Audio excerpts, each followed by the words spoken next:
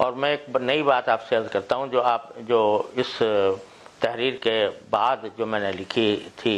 دعاؤں کی، اس کے بعد مجھے ابھی کچھ دیر پہلے مجھے اس کا علم ہوا۔ میرے پاس ایک ٹیلی فون آیا ہے ایک صاحب کا کہ جو عام طور جو بڑے نیک آدمی ہیں اور تبلیغ جماعت سے بھی ان کا تعلق ہے، اور ان کو رسول کریم صلی اللہ علیہ وسلم کی زیارت بکثرت ہوتی رہتی ہے، تو انہوں نے مجھے ٹیلی فون پر بتایا کہ گزشتہ رات ان کو رسول کریم صلی اللہ علیہ وسلم کی زیارت ہوئی، اور اس میں نبی کریم صلی اللہ علیہ وسلم نے میرے پاس یہ پیغام بھیجا کہ تم لوگوں سے کہو،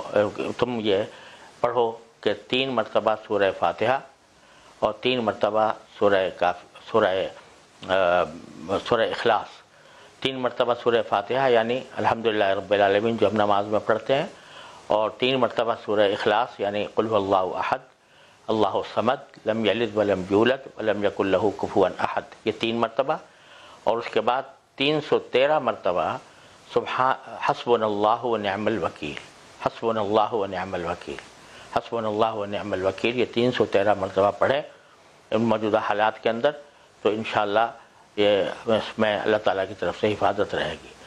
یہ نبی کریم صلی اللہ علیہ وسلم کی طرف منسوب کر کے انہوں نے بتلایا کہ خواب میں آپ نے یہ بتایا ہے۔ یہاں یہ میں عرض کر دوں کہ خواب بذات خود کوئی حجت نہیں ہوتا قرآن و حدیث کی طرح،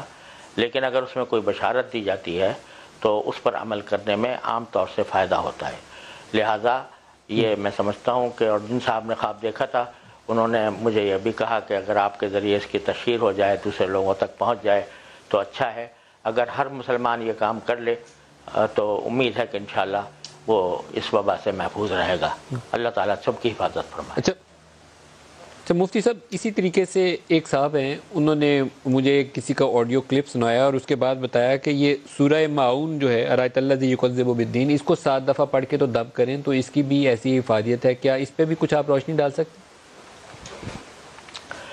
میرے علم میں نہیں ہے کہ اس کی، یعنی دیکھیے قرآن کریم کی ہر آیت جو ہے یا ہر صورت وہ اپنے کچھ اثرات رکھتی ہے، اس میں کوئی شک و شبہ نہیں ہے۔ بعض اثرات کا کسی کو علم ہو جاتا ہے، بعض کا کسی کو ہو جاتا ہے،